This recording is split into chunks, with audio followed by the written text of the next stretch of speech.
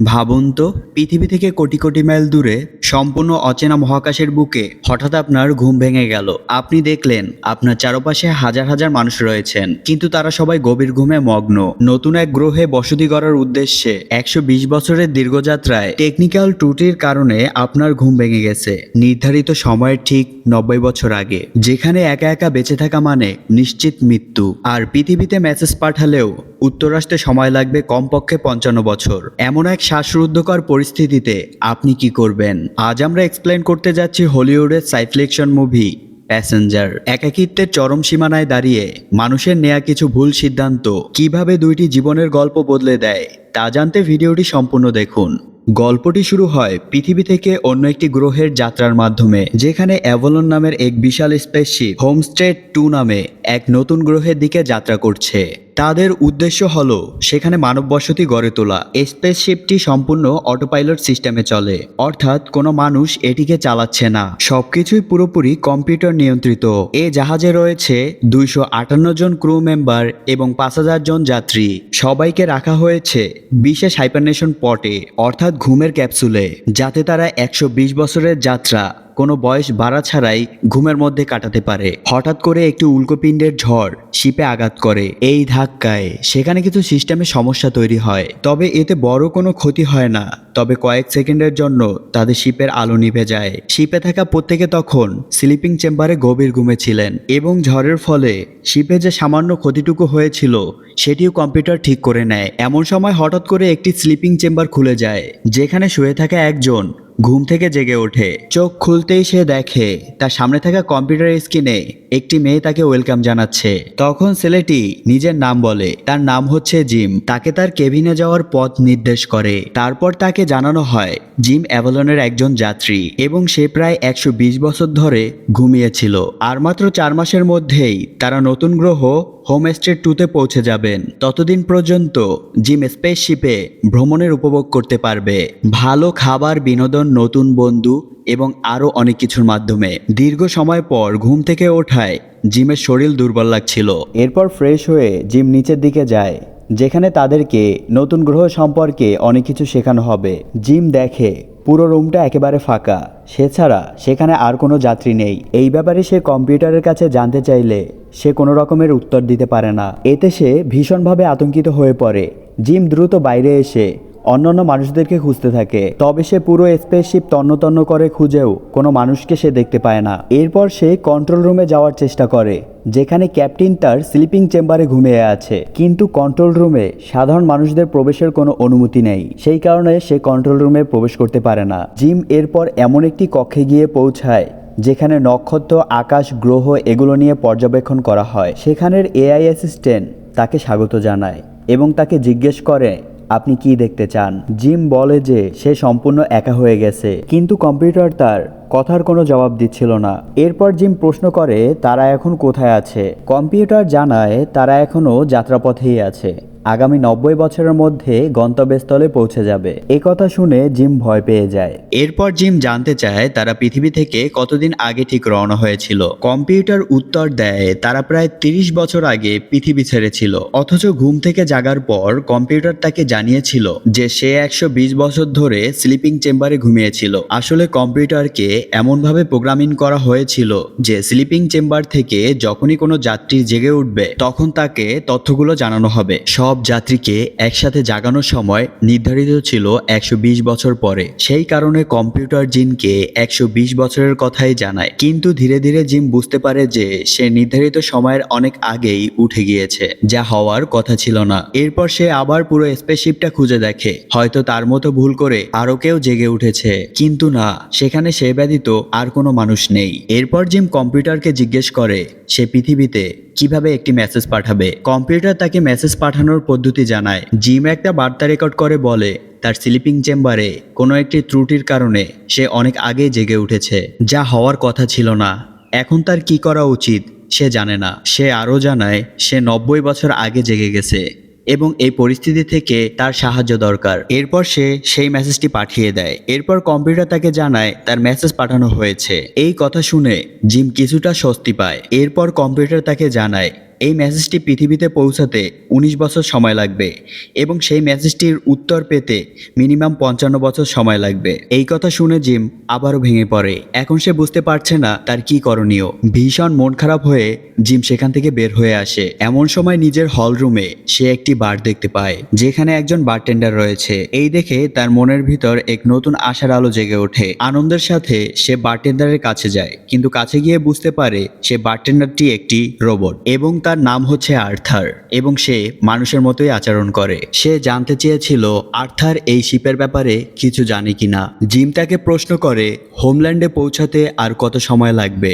Arthur জানায় আরো 90 বছর। সে আরো বলে যাত্রীদের গন্তব্যস্থলে পৌঁছানোর কয়েক মাস আগেই তাদের জাগানো হয়। এ কথা শুনে জিম বলে যদি এখনো গন্তব্যে পৌঁছাতে 90 বছর লাগে তাহলে আমি এখানে কিভাবে জেগে আছি। আর্থার চিন্তায় পড়ে যায় এবং বলে তোমার তো এখানে থাকার কথা নয়। এরপর জিম সেখান থেকে চলে যায়। পরের দিন ঘুম থেকে উঠে সে একটা টেকনিক্যাল রুমে যায়, কারণ সে একজন মেকানিক। সেখানে সে স্লিপিং চেম্বার সম্পর্কে কিছু তথ্য সংগ্রহ করে। এরপর নিজের স্লিপিং চেম্বারের কাছে গিয়ে কোনোভাবে সেটা রিপেয়ার করে এনেবল করে দেয়। এরপর সে স্লিপিং চেম্বারের ভিতর গিয়ে আবার ঘুমিয়ে পড়ে এবং তার মনে হয় হয়তো সে আবার ঘুমিয়ে পড়তে পারবে, কিন্তু তা হয় না, বরং সে চেম্বারের ভিতরেই আটকে পড়ে। ভেতরে স্লিপিং গ্যাস বা অক্সিজেন কিছুই ছিল না। অনেক কষ্টে সে সেখান থেকে বের হতে পারে। চেম্বারটি না খুললে দম বন্ধ হয়ে সেখানেই তার মৃত্যু হয়ে যেত। এরপর সে আবার সে কক্ষে যাওয়ার চেষ্টা করে যেখানে ক্যাপ্টেন ও বাকি ক্রুরা ঘুমিয়ে আছে। অনেক চেষ্টা করেও সে দরজা খুলতে পারে না। এখন জিম পুরোপুরি হতাশ হয়ে পড়ে এবং সে বুঝতে পারে না এখন সে কি করবে, কিভাবে 90 বছর একা এই স্পেসশিপে কাটাবে। সন্ধ্যাবেলায় আবার সে বারে ফিরে আসে এবং সে উইস্কি পান করতে থাকে। রোবট আর্থারকে সে বলে নিশ্চয়ই কোনো না কোনো উপায় আছে যাতে সে আবার স্লিপিং চেম্বারে ফিরে যেতে পারে। তখন আর্থার বলে তোমার যেখানে থাকার কথা ছিল তুমি সেখানে নেই, তাই তুমি যেখানে আছো সেখানে সুন্দরভাবে বাঁচতে শেখো। জিম আর্থারের কথাগুলো খুব মনোযোগ সহকারে শোনে এবং সেখান থেকে সে চলে যায়। এরপর সে স্পেসশিপের একটি সুইট রুমে শিফট হয়ে যায়, কারণ তার চেম্বারটি অতি সাধারণ ছিল। সুইট রুমে ঢুকে সে দেখে ঘরটি অত্যন্ত বিলাসবহুল। সে যতদিন খুশি এখানে ফ্রিতে থাকতে পারবে। আর্থারের কথাগুলো মনে রেখে সে তার জীবনটাকে মেনে নিতে শুরু করে, পরিস্থিতির সাথে মানিয়ে নিয়ে বাঁচতে ও খুশি থাকার চেষ্টা করে। এভাবেই কয়েকদিন কেটে যায়। জিমের দাড়ি ও চুল অনেক বড় হয়ে যায়। এত চেষ্টা করার পরেও সে ভালো নেই, কারণ কোনো মানুষ একা একা বাঁচতে পারে না। সে ভেতরে ভেতরে খুবই বিষণ্ণ হয়ে পড়ে। একদিন মদ পান করতে করতে সে সেই ঘরে চলে যায় যেখানে সবাই স্লিপিং চেম্বারে ঘুমিয়ে আছে। সবাইকে একসাথে ঘুমিয়ে থাকতে দেখে সে ভীষণ কষ্ট পায়। পাশের রুমে গিয়ে সে একটি স্পেস স্যুট দেখতে পায়, যেটা মূলত বানানো হয়েছে স্পেস স্যুটটি পরে বাহিরের দৃশ্য উপভোগ করার জন্য। সে সেই স্পেস স্যুটটি পরে মহাকাশের ভয়ঙ্কর সৌন্দর্য দেখতে স্পেসশিপের বাইরে চলে যাওয়ার সিদ্ধান্ত নেয়, যা ছিল তার জীবনের সবচেয়ে সেরা একটি মুহূর্ত। তখন সে কান্নায় ভেঙে পড়ে, কারণ তার এই মুহূর্তগুলো শেয়ার করার কেউ ছিল না। এরপর সে ফিরে আসে। তখন তার মনে হয় এভাবে আর একা জীবন কাটানো সম্ভব না। অবশেষে সে সিদ্ধান্ত নেয় কোনো সুরক্ষা সুচ ছাড়াই স্পেসশিপের বাইরে গিয়ে নিজের জীবন শেষ করে দিবে। এটা মাথায় নিয়ে সে গেটের দিকে এগোতে থাকে। এখন জিম সুইচ অন করে শিপের বাইরে যাওয়ার সিদ্ধান্ত নিয়েই ফেলেছিল, কিন্তু সে সুইচটি আর চালু করতে পারছিল না। সাহস যেন তার সঙ্গ দিচ্ছে না। হতাশ হয়ে সে ভিতরে ফিরে যায়। ঠিক তখনই তার পা তার ফেলে যাওয়া মদের বোতলের সাথে পিছলে যায় এবং সে পড়ে যায়। উঠে দাঁড়াতেই সে দেখে তার সামনে থাকা একটি স্লিপিং চেম্বারের ভিতর একটি মেয়ে গভীর ঘুমে আছে। সে জানতে পারে মেয়েটির নাম হচ্ছে অরোরা লিন।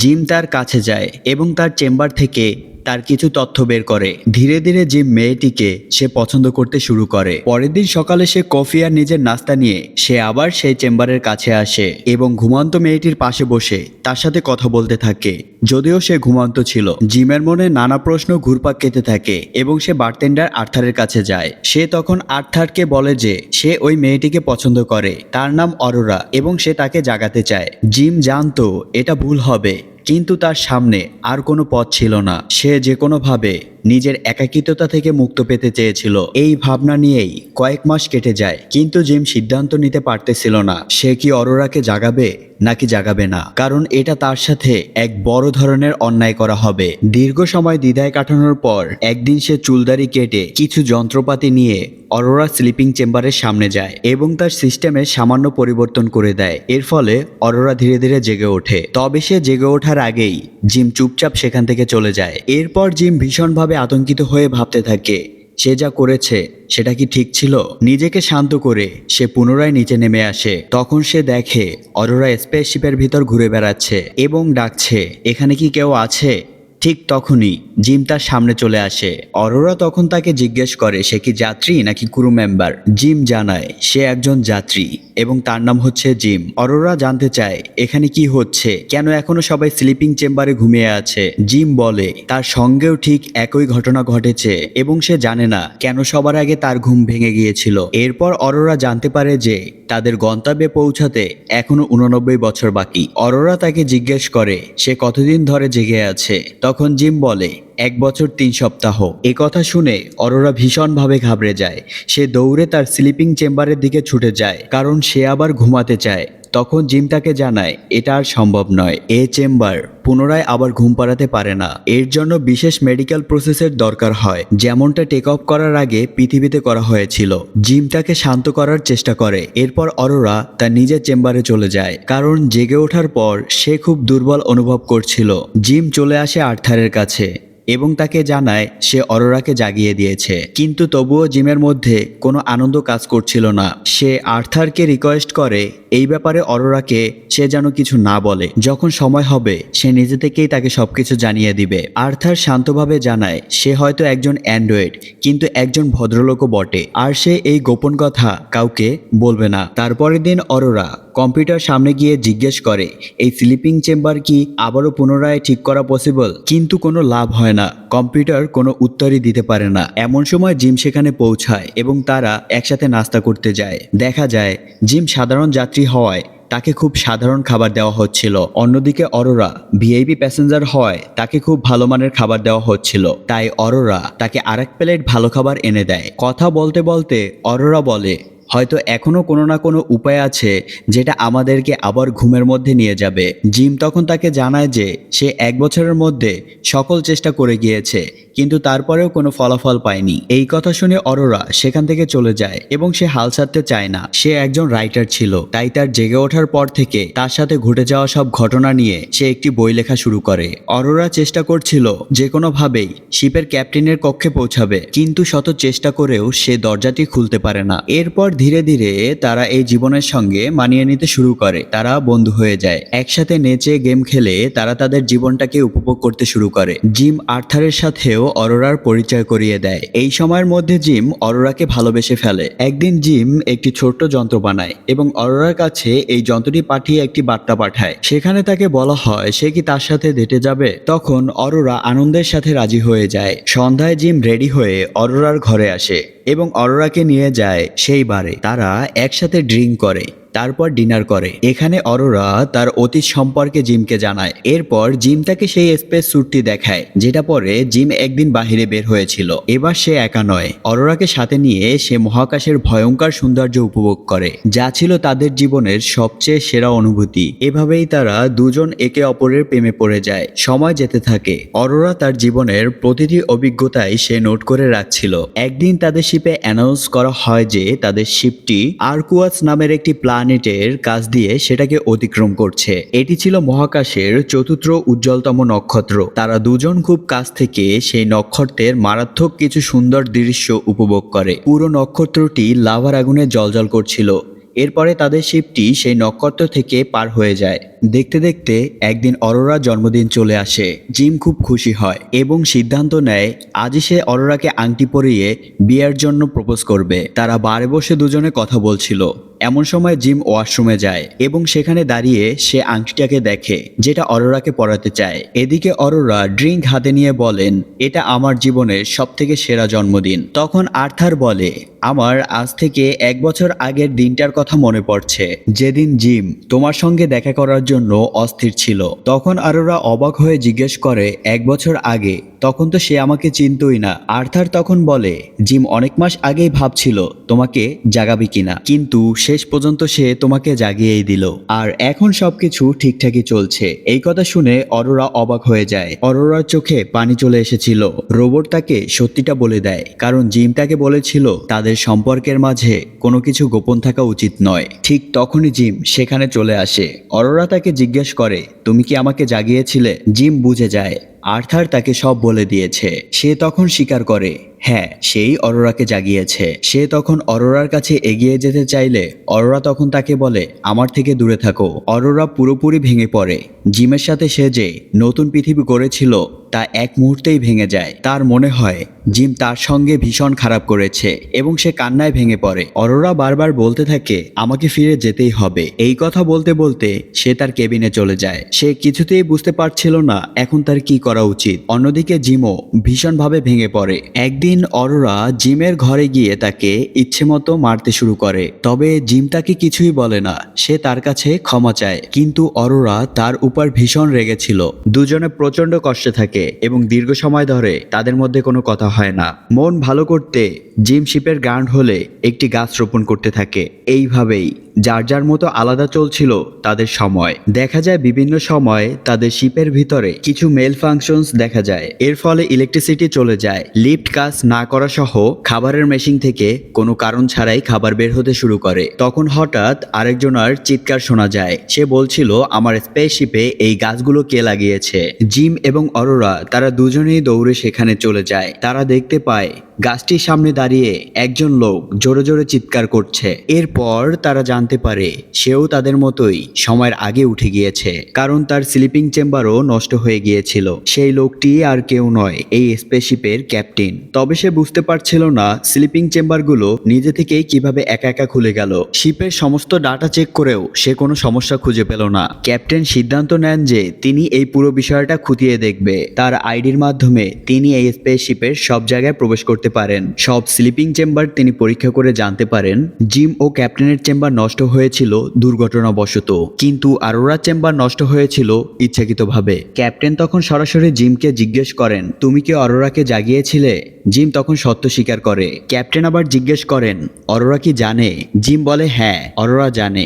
এরপর ক্যাপ্টেন শিপের কিছু সমস্যা খুঁজে বের করেন, কিন্তু দীর্ঘ ঘুমের পরে হঠাৎ জেগে ওঠায় তার শরীর ভীষণ দুর্বল হয়ে পড়ে। তাই পরের দিন সবকিছু ঠিক করার সিদ্ধান্ত নেওয়া হয়। রাতে সবাই ঘুমিয়েছিল, তবে অরোরার ঘুম না আসায় সে সুইমিং পুলে সাঁতার কাটছিল। ঠিক তখনই স্পেসশিপের গ্র্যাভিটি সিস্টেম হঠাৎ করে বন্ধ হয়ে যায়। গ্র্যাভিটি বন্ধ হয়ে যাওয়ায় পুরো স্পেসশিপের ভিতরে সবকিছু ভেসে উঠতে থাকে। পুলের জলও উপরে ভাসতে থাকে, যে কারণে অরোরা জলের মধ্যে আটকা পড়ে। সে অনেক চেষ্টা করেও জল থেকে বের হতে পারছিল না। তার শরীর একদম থেমে গিয়েছিল। ঠিক তখনই আবার গ্র্যাভিটি স্বাভাবিক হয়ে যায়। ভাগ্য ভালো থাকায় সে কোনো রকমের বেঁচে যায়। পরদিন তারা আবার সেই পুরো শিপটিকে পরীক্ষা করে। তখন তারা জানতে পারে এই সমস্যাগুলো শুরু হয়েছিল ঠিক 2 বছর আগে থেকে, যখন স্পেসশিপটি কোনো কিছুর সঙ্গে ধাক্কা খেয়েছিল।